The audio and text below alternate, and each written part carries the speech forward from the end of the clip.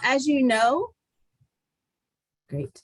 As you know, this evening we're here to share some exciting changes that are happening here at Georgia Organics. Of course, I'll be starting out with some sharing from our strategic plan that we kick off this year.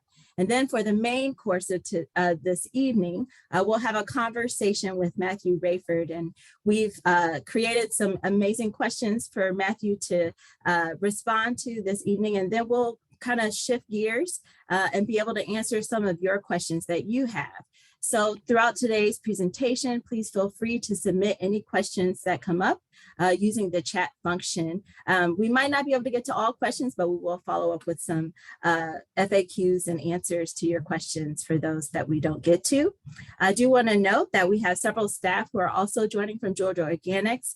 And to help answer some of the questions that may come up, we have our new Director of Programs, Suzanne Gertner. We also have our new Director of Farmer Services, Lauren Cox, here joining us as well. And finally, we have Michael Wall, who is stepping into this new role of the Director of Farmer Advocacy here with us today. So with that, I'm going to go ahead and get started. If we can bring the slideshow back up. Great. Great. So I do want to take a moment just to share a little bit about our new strategic plan. I had the fortune to be really deeply involved in what was a 2-year process. And during those 2 years, of course, we learned so much from the challenges and opportunities that COVID-19 pandemic presented us and how we deliver our services. We also deepened our conversations around anti-racism, especially as we were confronted with the devastation of George Floyd's death and ensuing protests. And of course, lastly, we heard from some of our key stakeholders. Some of you are here today, including our farmers that I definitely want to shout out any farmers who joined us this evening as well, as other community members and sister organizations. Everything we learned through all of the reflections that came up are represented here in our values, which of course starts with farmer prosperity, which is central to everything that we do. Our other values include soil health and environmental stewardship, anti-racism, community and collective impact, climate action, and public health. Next slide. We also updated our vision statement, which now reads, all Georgia farmers nurture and heal the land, people, and communities. And we strive to accomplish this vision through our mission to invest in organic farmers for the health of our communities and the land.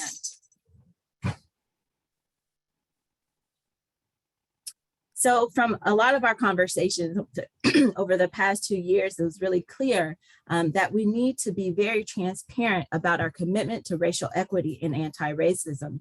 And so at the top of our strategic plan and throughout, we expressed that recognizing historic and current injustices, Georgia Organics prioritizes direct services and resources to Black, Indigenous, and Latina or Latino farmers.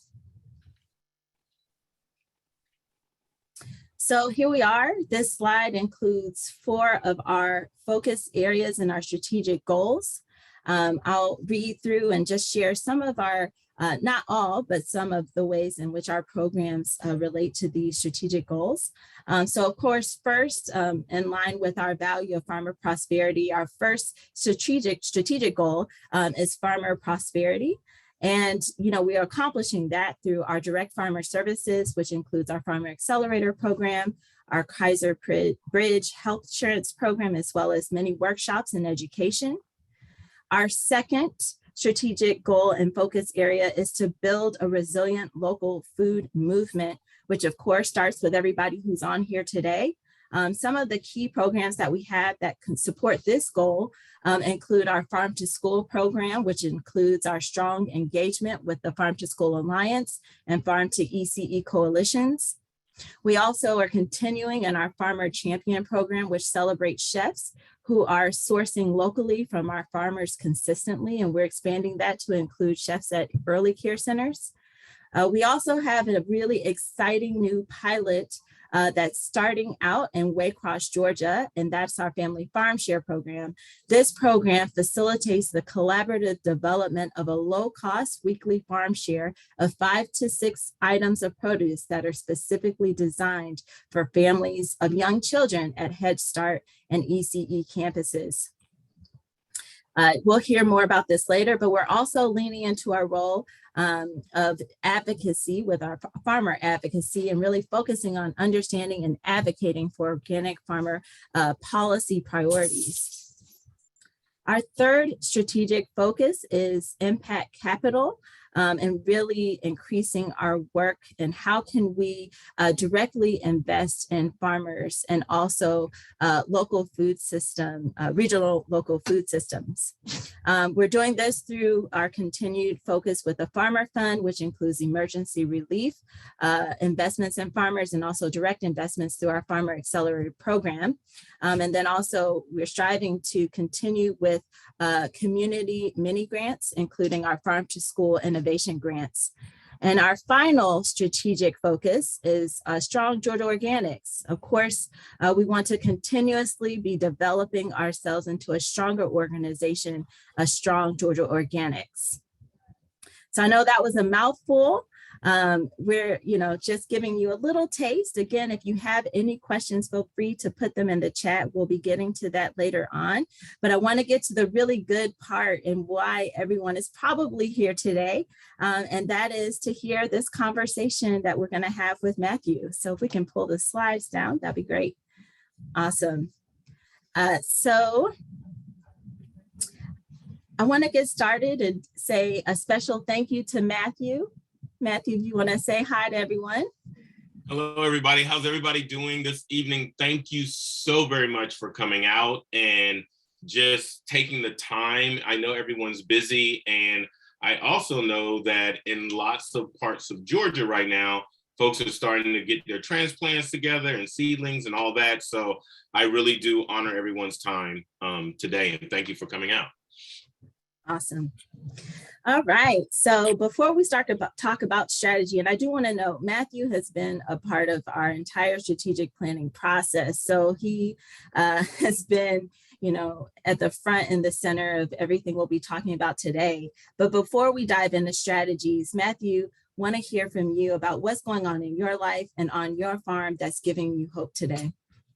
What's giving me hope today is actually, before I get started, I want to say congratulations to all of the folks at Georgia Organics and all the promotions that we've been able to see over the last year and all of the places that people are moving to and ensuring that things grow. And part of that has helped me grow on my farm. Folks like Suzanne Gardner and Michael Wall and Alice and even you, Amber, have really, tighten the screws on me to make sure that I stay, upright and pushing forward. So at the farm currently, we are growing rice this year.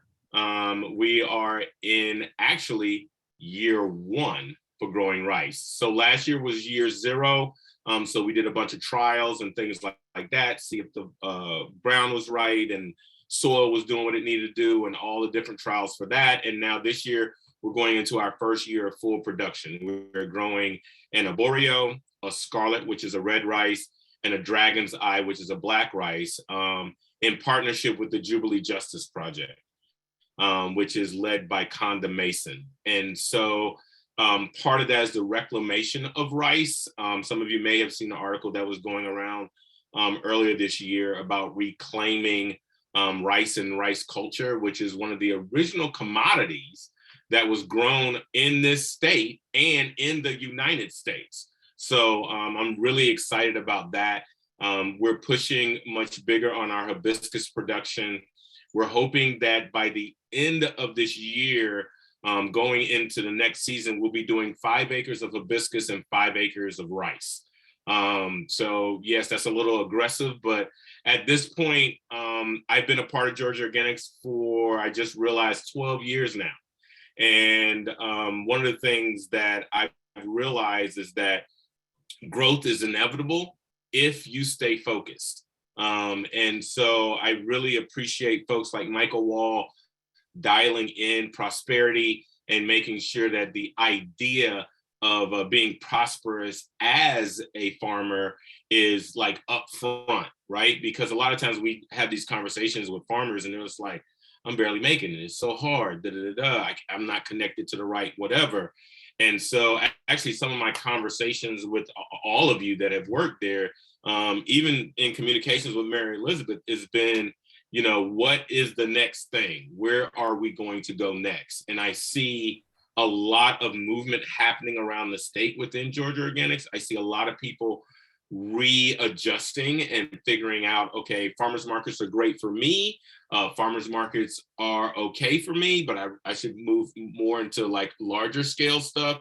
And then let me tell you what the hope is like. The hope is like so I was in California 4 months ago, and I was in California and I look over at this box and the box said Georgia grown. Now I'm in California. Let's everybody put this in your mind. I'm in California and I see Georgia grown. I run out of the walk-in and hollered at everybody. And I was like, okay, everybody stop. I need everybody to come back in here. I want y'all to see what Georgia is doing for y'all. And everybody was like, what is he talking about? So I unloaded not just the cucumbers, but also the lettuces out and was like, this all came from Georgia, y'all. I was like, what's happening with California? And so I started having this conversation with them about how exciting it is for me to be in a state that's agrarian, that over 1 out of 7 jobs are focused on agriculture and what that means. And it means that we can take care of ourselves. And I remember coming into Georgia Organics and getting in 2012 and getting the little write-up of, you know, if every family bought $10 worth of groceries, we put $20 million back in. Well, because COVID-19 happened, we have figured out that that ish is real, very, very real.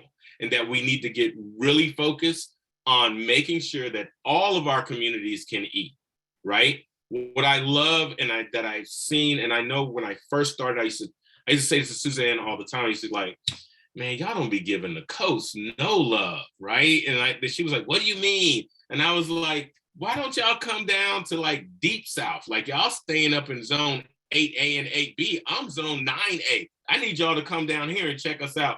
And I never forget Suzanne going, well, tell me what we need to do.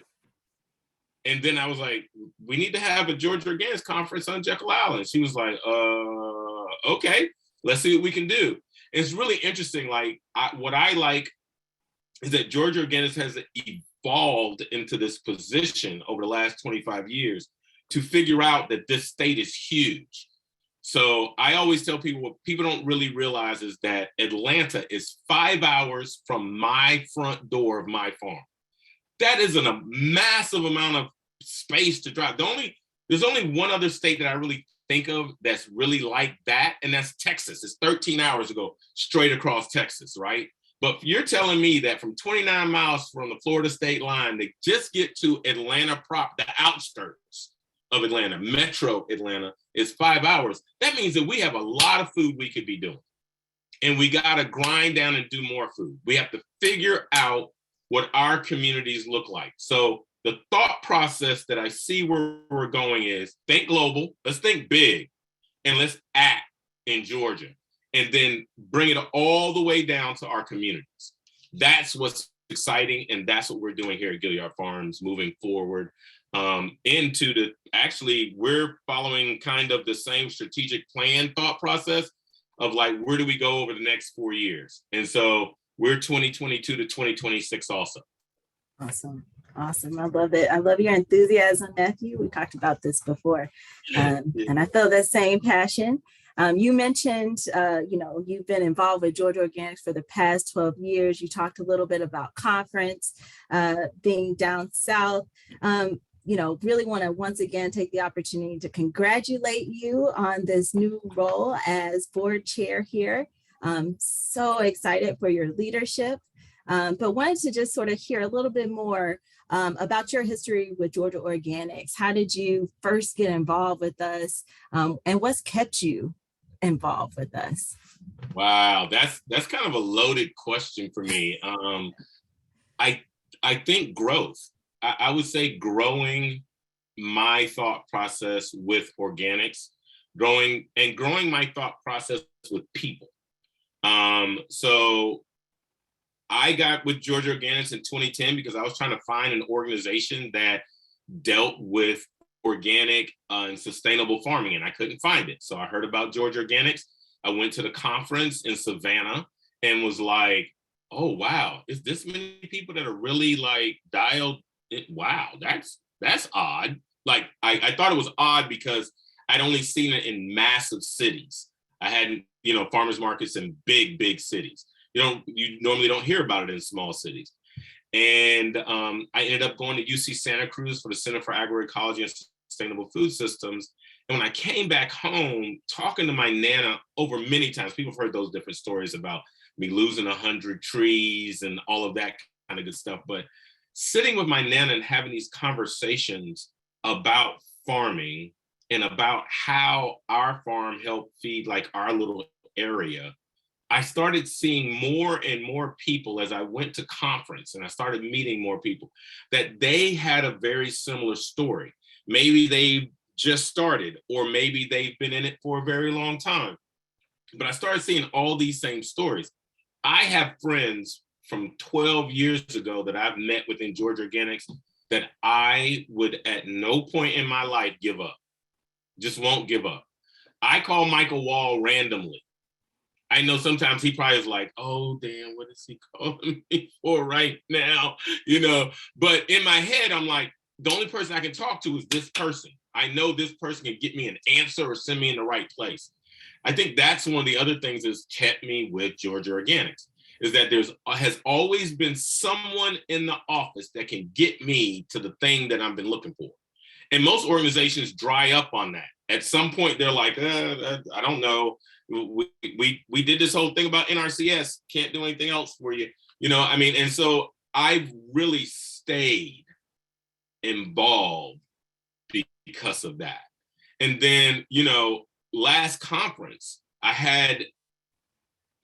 Michael Wall had the foresight to see that the world must about to go upside down. Because when he put together the prosperity track, I would have never thought that I would be where I am now, almost 3 years later. In the contacts that I've made. I see my good friend Stacy Marshall is on here. I was able to meet her, and her and I have been friends since COVID started. And a most amazing story that she has, and that she's sharing about reparations, that she's building around how her family land became her family land. That would have never happened if Michael hadn't had that thought process that we need to think bigger. And that's the other thing that I really love about Georgia Organics, is that the big thinking is still pulled all the way back to be local. And then when I sat down with Stacey Marshall physically at her farm and like walked around and kicked over cow patties and all that other kind of stuff, I was just like, oh my God, this is no different than me being on my own farm. And so I think that is also huge. The more we think that we are drastically different, we quickly find out, being inside Georgia Organics, convening, having conversation, that we are more alike than we are different. All right. I love it. Yeah, you got everybody really excited about conference, hearing about your own experiences. Oh, it's in coming. Conference, so it is coming. That Yes. Convening, we wrapping our arms around that and giving each other hugs soon. Trust me. Yes. Just a quick note. I think I see people sending me questions directly. If you don't mind sending it to the group chat, that would be really helpful. I really appreciate it. So thank you for sharing about that. I love everything that you always share about Georgia Organics. And since you were such a crucial part of our strategic planning process, really want to hear from you, your thoughts on why is it so important for us to be centered in farmer prosperity? What can Georgia Organics and others do now to concretely support farmers in their livelihood? The conversation across America is that farmers are always broke. We never have enough to make it I can't even say month to month or paycheck to paycheck. Like there is no guaranteed paycheck. It's like being a consultant and hoping that the people like what you just did, for them to come back and be like, oh, it was a hurricane, so all your stuff got wiped out. Like, prosperity does not necessarily also just mean monetary money in your pocket. And what I see Georgia Organics is trying to show is that knowledge means prosperity, right? Being able to see forward, prosperity. Being able to have conversations with each other regardless of race, prosperity, right? What's heart-centered is prosperity. And I really believe that that's what is going to get us through into 2026, is that we have to be running that prosperity all the way up and down, that it's not like, oh, I got money in my pocket, so I'm prosperous. Are you really? If you are, I can't use those words. If you're not human-centric, maybe I should say it that way. And I really believe that we are really trying to ensure that we are human-centric, and that within the prosperity, that it isn't one person, but, oh, maybe we do need to share a tractor. Maybe we do need to have more conversation about seed saving. Maybe we do need, and I think that we're starting to see that and put it into like real action. And that's where I see our strategic plan has went. Like, our goal, organic farmer prosperity, grow the number of profitable organic and regenerative farmers making a living wage. Like, that is not like we want everybody to make some money and hopefully they have enough to live off of. This is very focused. I really, that part that has me tight right there. Creating a resilient local food movement. The work that was done across this state throughout COVID-19 is phenomenal. There are lots of states that I know about that were struggling trying to figure out how to feed locally.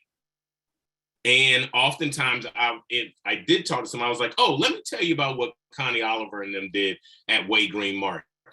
They decided to call all their farmers and was like, look, I know COVID is real. I believe in it. Let's go ahead and set up some kind of central location for all our farmers to bring all their food to, and then aggregate it back out. Yep. When I first started with Georgia Organics 12 years ago, someone was trying to just aggregate just in Atlanta. And I remember they were trying to figure out, can we get enough farmers in? Can we move the food over here? We want to be an organic produce company, like all those things. What's really interesting is when we dial ourselves in to be uber local, success always happens. We become prosperous. I believe that we made more money pandemic and post-pandemic than we were making pre-pandemic. And the reason being is because people got uber focused on local. When you go to the grocery store and you don't see no eggs, who you gonna call? Somebody got some chickens. And that's exactly what happened. People were like, oh, wait, maybe I can, because they bought all the eggs, not some of the eggs, not like half the eggs. They bought all the eggs that we know have been there for over a month. Now people are like buying eggs that are 5 days old. And I think that that's where all that prosperity is getting ready to like get super, super tight, because people are also sharing with each other their experiences and what they're doing on how to become profitable. So in our particular case, I started meeting people that were like, hey, Matthew, can you grow any grains? And I was like, yeah, why? They were like, well, and this will not work for everyone. I'm just saying what has happened for me.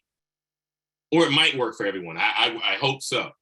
There are folks in the state of Georgia that are looking for people to grow grain that is organic. Why not switch and start growing grains? Now, I'm not saying all of a sudden just start growing all the corn in the world.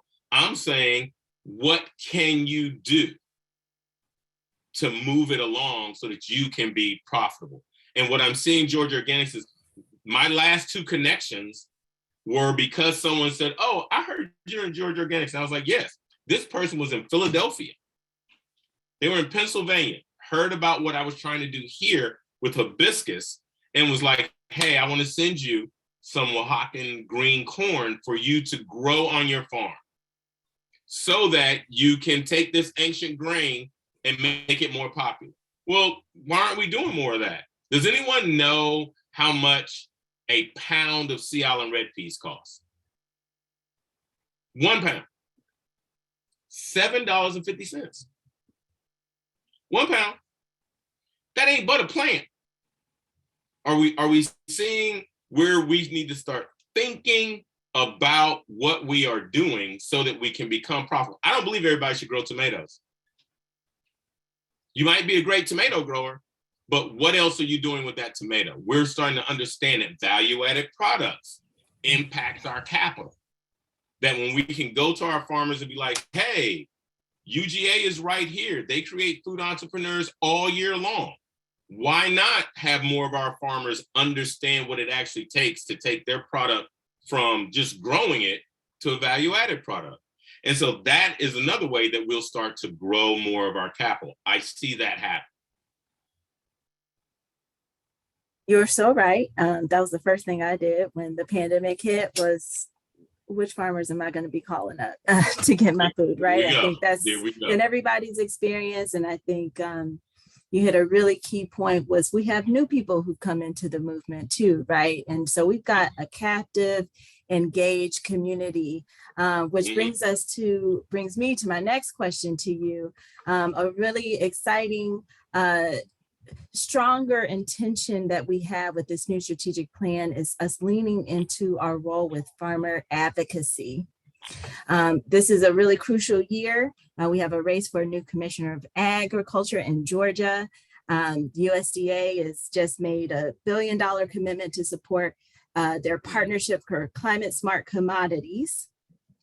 So we're leaning in at this really crucial moment, not just policy, but initiatives and strengthening our relationships that can lead to change over time. So just want to hear from you, what are your thoughts on our role in advocacy? What do you see? How do you see advocacy also relating to farmer prosperity? Because you hit on something really crucial, which is it's not just about dollars, but what about the entire person, the whole farmer? So what are your thoughts on our role in advocacy and how that relates to farmer prosperity? So what I'm starting to see happen more of just across the United States as a whole is collaboration.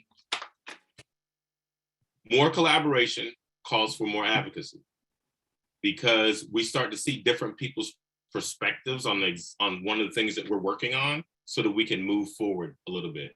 And what I'm seeing is the more collaboration at Georgia, I'm seeing Georgia Organics do a lot of collaboration. They're reaching out to other organizations so that GO is not in a silo. And I think that that's very important. There are lots of organizations that have come along since Georgia Organics has been out that no longer exist. They don't exist anymore for whatever reason, right? And the fact that GO is trying to ensure that they put a pin in it and say, hey, Amber, who do you know? Bill, who do you know? Glenda, who do you know? Curtis, who do you know? Janet, who do you know that can be involved or are doing these things? That's advocacy to me. Because we're reaching out to people and asking them, what do you need help with? How do we grow? And I think that that's super, super important. And I see GO doing so much. I'm gonna start saying GO instead of Georgia Organics now. So in case someone's like, where are we going? I don't want anybody to do that. But GO is really, really doubling down on that. And so here's some of the areas that I see the doubling down on. Maybe I could say that. So I'm gonna start off with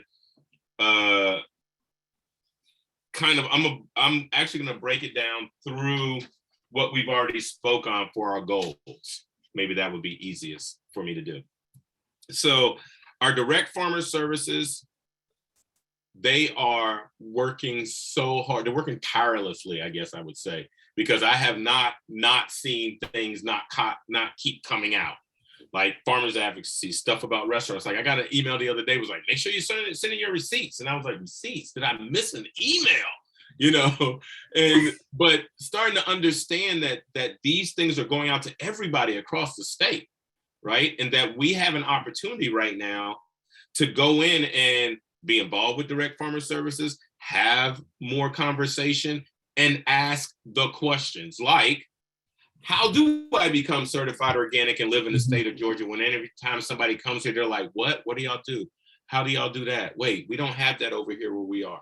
Right, because you're not from this area, right? So looking at things like organic certification, I think that's very important. How can we wrap our arms around that for our state, right? Because everyone knows the more you control inside your own home, the better off everything is. And that's what I see GO as being. It's kind of like the house, the foundation for our organic and sustainable farmers to kind of understand how those things kind of push out.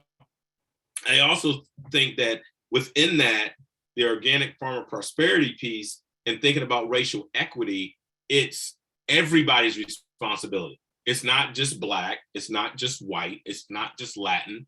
It's everybody's responsibility to ensure that things are done equitably. So I've always heard this saying, closed mouths don't get fed. And I believe that it works both ways. Not just that Matthew is hungry, so he needs to ask, but someone else also needs to just give me some information if they know it will help me. Because that's rising tides raise all ships. And if folks are really looking at it from that level, racial equity is already part of that raising.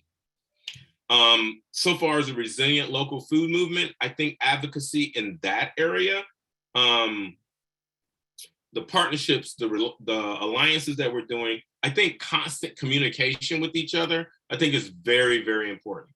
And then making sure that whatever the modem or modality is for that communication piece, that like some people are visual, like they want to see a graph and a chart and they want to see all the other people just want to read it, right? That we make sure that we create a balance on our communication so that everybody understands what it is that they're listening to.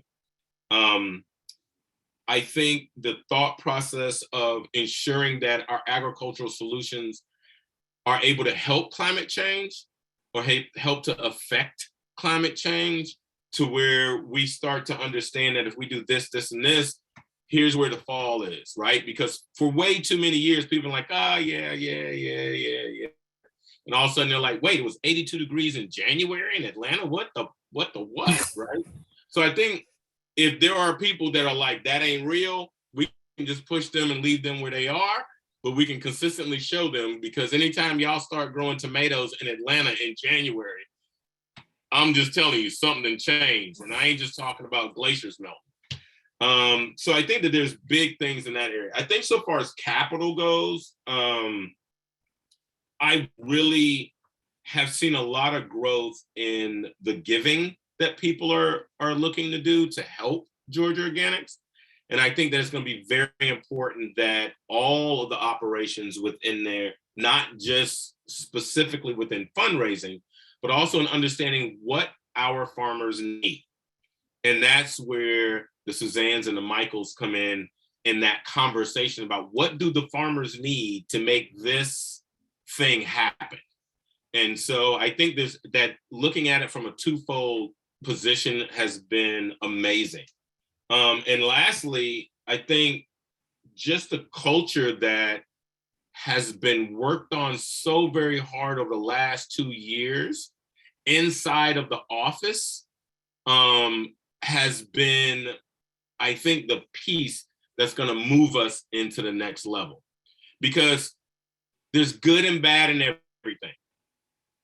Ain't nobody's house any better than anybody else's house. But I will say this about GO. GO has consistently tried to ensure that they fixed any wrongs that I've seen. Now, there may be things that I don't know about. Great. But it wasn't on my watch. but I have seen consistent movement in trying to correct anything that seemed like it was not aligned with where we are now in the strategic plan. Because see, if we weren't thinking about that pre-strategic plan, it wouldn't have been able to play out within the strategic plan. So these are things that have already been part of the ethos of Go. I think that it just needed all the right people in place to ensure that all the doors open and that everyone can stay open, right? So that's kind of where I am. I hope I've been very clear within the conversation. Oh, that's been perfect. You touched on something that leads me to the last question that I'm going to pose to you before we start to respond to some of the questions that have been put into the chat. And you touched on it throughout this entire conversation, Matthew. And I do want to say Matthew has been an enormous support on our board, but also we have a racial equity committee or anti-racist committee, actually, as we strive as an organization to hold ourselves accountable. And Matthew, you've played a huge role in our conversation internally. Wanted to talk to you about what you think are some of the necessary next steps to take our anti-racist work to the next level as Georgia Organics. Ooh, another heavy question, huh? You're going to end on a heavy question? Good. And then we have some really great other questions that you'll be able to respond to, but I save the best for last. Can you repeat the very last piece of it again, please? I want to hear your perspective. You've been really involved in, our conversations as Georgia Organics, and what do you see as sort of the next step so that we can take our work to the next level to become an anti-racist organization? So there's a book out called My Grandmother's Hands. If you do it on Audible, it's about 10 hours. If you read it, you're going to put it down a few times because you're going to have some ooh moments, That book has allowed me, that has allowed me to see things in a much brighter point. And I think where Georgia Organics is they, as a whole, is ensuring that everyone that's a part of Georgia Organics is thinking about it. I think when we have the split where half of us only thinking about making money on our farm and the other half of us is thinking about, well, it ain't racially equitable for me to get up in this thing because Black farmers normally don't get blah, blah, blah, blah. And those other farmers are still progressing without looking back to say, oh, wait, you're doing the same thing I'm doing. So we should be rising tides raise all ships. And I think that it's very important for us to honor that, have the conversation with each other about it, to where when you see something that is not right, that you open your mouth and say, that is not right. And if we do not do that, not on a case by case, but all the time, right? Whether it be white to black, black to white to Latina, black to Latina, Latina to black, whatever it might happen to be, we have to call it for what it is. It's wrong. It's unjust. It is not equitable. If at any point in time we cannot say that openly with each other and it not be like, oh my God, okay, I'm not like that. Oh, it shouldn't be all that. Let's have a conversation about it. That's the only way we're going to be able to move forward. And I would definitely say My Grandmother's Hands, when you listen to it, will allow you to understand what your personal triggers are. Because we're bio-individuals. We have to figure it out individually before we can make sure that the organization is working correctly. So if one of us is okay, Matthew is, and Amber's okay, but Glenda isn't, or Michael isn't, then we got problems. And so we need to make sure that we keep that conversation open. that we don't all of a sudden go, well, guess what? We got the strategic plan now, we good. You can't do that because the strategic plan is a business plan. It's a living thing. It's gonna change. So that's another thing that everybody from Georgia Organics needs to understand is that, guess what? Things are gonna change for the better. And the only way they change for the better is if we open our mouths, engage our brains, tell everybody what we see, and get it going. That's the only way. It's the only way I see it. Now, there are always people that have a better mousetrap, but I ain't trying to get trapped, so I ain't worried about that. You know what I'm saying? We all have to continuously work on it. It is not ever going to be something we can sit back on our laurels and go, well, you know, Amber and Matthew put in a good show there. We should be good. And then think that in 2026, we haven't fallen apart. It does not stop. Today is just the beginning for everybody that's on it. All right. Wow, this has been awesome to hear from you, Matthew. Thank you so much. Always love hearing your perspectives. Again, I'm so excited personally about your leadership here at Georgia Organics. You've been a leader at Georgia Organics. I'm just ready to see this next level and see the thumbprint that you're going to be leaving through your legacy.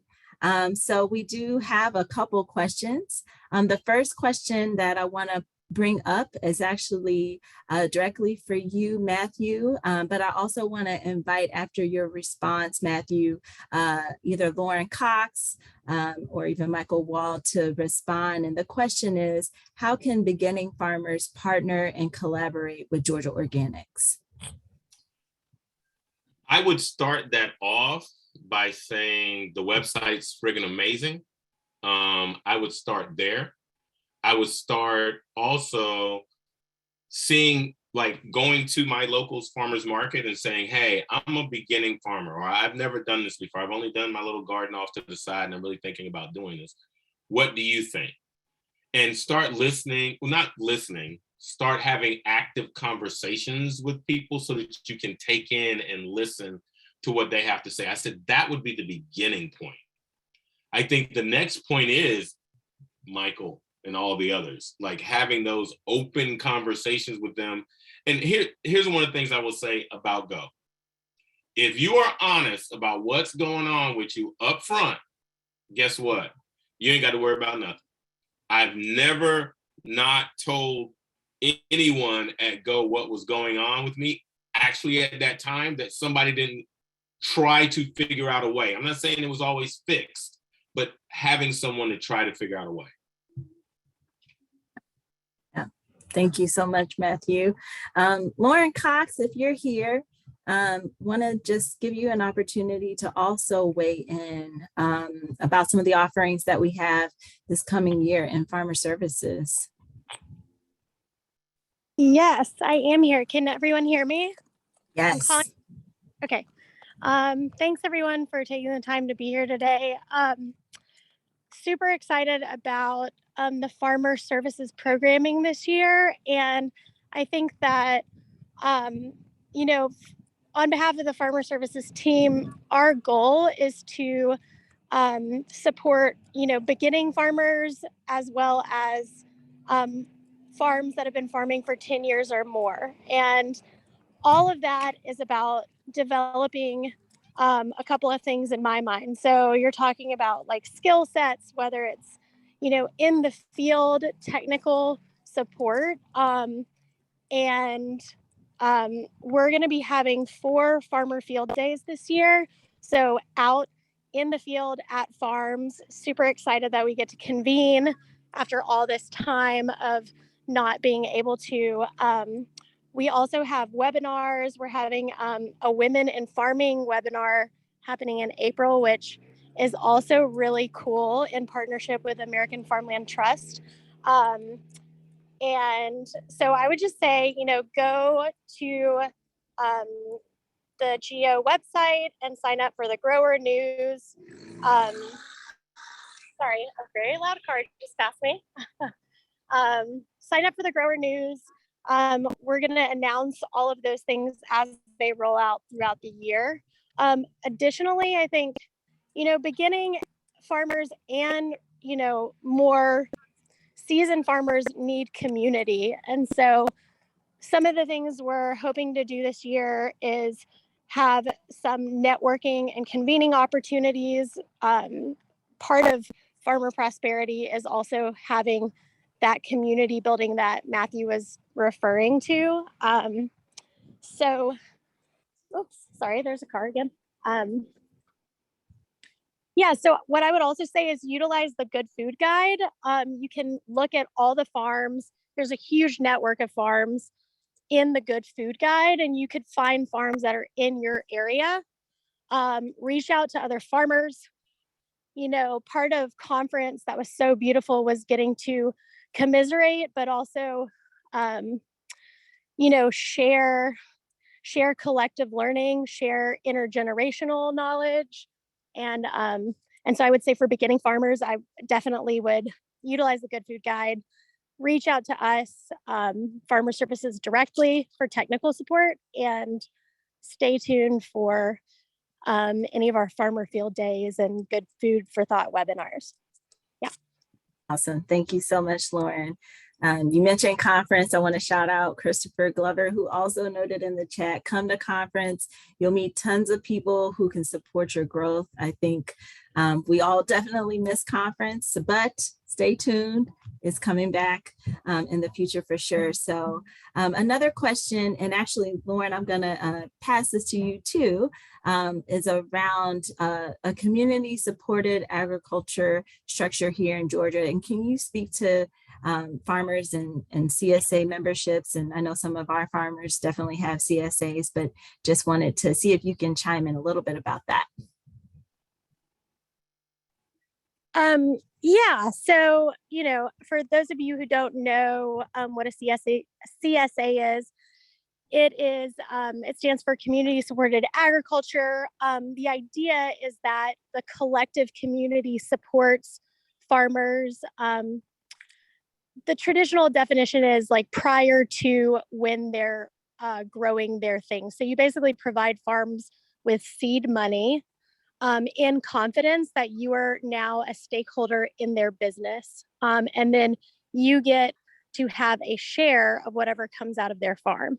So some of the work that Geo is doing right now, which is really cool, it is with Suzanne Gardner and also down in Waycross, Georgia, moving, outside of the Atlanta area to start this family farm share CSA program. The catch here is that it's aggregating produce from over 5 farms, and we hope to expand that to provide weekly vegetables to families with children in a pre-K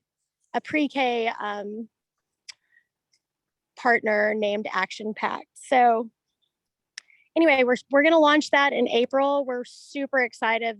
We've been down to Waycross a couple of times to plan this, and it's, it takes a lot of cooperation and collective problem solving to do a CSA that's based on a cooperative model. You see really great examples of that around the state. West Georgia Growers Cooperative has one. There's a really great cooperative that does a CSA out of Athens, Georgia. And so, yeah, we're trying to answer to or to speak to the strategic plan and do the hard work of doing this CSA in partnership with many, many farms. So excited about that. Yeah. Thank you so much, Lauren. And so just one last question. Michael Walmea thought he was going to get off scot-free, but no. So Michael is actually up in DC right now at the Organic Trade Association meeting. So Michael, just in a couple minutes, do you want to just give us a little taste of what's going on, what you're experiencing up there in DC? Hey, everybody. Can y'all hear me? Yes. See y'all and to read your names. I'm exhausted and sore in my throat, but I've heard some amazing things up here. Matthew, a lot of interest in organic rice. So I've already said your name 15 times today.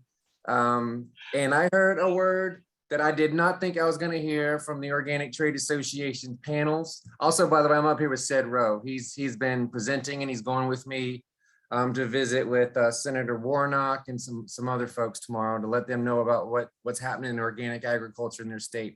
The word I heard today that I was not expecting to hear from the OTA was a fierce, resoluting cry for reparations. And I was so happy to hear it. I'm glad that an organization like OTA is willing to lend their credibility to that notion, because it's something that we need to be talking about as an organization and as a movement. And we have it, we're on the track, but we have not talked about that enough. So I was thrilled to hear that. What else have I been hearing? Well, I've been up here fighting for the reimbursement program that the FSA is kind of messed up a little bit. I'm trying to get them to fix that and smooth that over. I had a meeting yesterday with the head of the FSA and that went good. They understand that there were lots and lots of problems with it, but I have not heard, to be honest, a clear way on how to fix that. So there's more work to do. And I think the real meat, the real tension is going to come, like in a good way, in a positive way, is going to be when I meet with folks, the representatives tomorrow on the Hill, with especially Warnock staff and Nikema Williams staff. She's my representative. She's a friend of the family, so I'm looking forward to that, because I mean, she represents what I consider to be the epicenter of urban organic ag in the country, and that's Atlanta, Georgia. There's a lot of amazing models going on there. And I could go on, but I might want to pause and see if I'm answering your question the way you wanted me to, Amber. Oh, that was perfect. Thank you so much for sharing, Michael. Great to hear everything that you shared to kind of close us out. I do just want to take an opportunity as we end our Good Food for Thought conversation with Matthew Raiford by thanking everyone for joining us this evening. We had over like 75 people join, which is amazing for a Tuesday at 5:30 to 6:30. So thank you so much. Matthew, as always, so much appreciation and gratitude to you, your support and your leadership. I also want to take an opportunity to thank our sponsors. Of course, our work would not be possible without the support of our sponsors, our members, and our funding partners who support our mission. And I just want to take an opportunity, if we can go to the next slide. Of course, Georgia Organics has been a member-supported nonprofit since its inception. As I shared earlier, we are celebrating 25 years this year. So if you're not currently a member, we really want to encourage you to join at any of the listed levels you see here. In particular, I really want to emphasize that this year, stay tuned, we are beginning to host some fun events again. So we really want to encourage folks to really consider joining the Cast Iron and Collard Society membership, which starts at a recurring monthly rate of $10. If you'd like to find out about more of these opportunities today, there's going to be a link in the chat. And then just finally, want to invite you to, of course, keep in touch. I imagine many of you might already get our newsletters, and thank you so much for all the links that were shared in the chat. But again, please stay in touch. Lauren mentioned our next Good Food for Thought event is going to be Challenges and Opportunities for Transformation, Women in Georgia Agriculture, which is presented in partnership with the American Farmland Trust. This is taking place on April 11th at 5 p.m. Eastern Standard Time. Registration is still open. So we look forward to seeing you all there. In the meantime, again, thank you so much for joining today for our kickoff, Good Food for Thought. first session of the year. Please enjoy a wonderful Tuesday evening, and we will see everyone again soon. Thank you so much.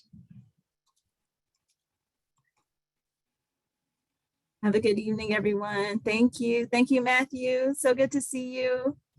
So good to see you too. And congratulations. Thank you. Inside joke.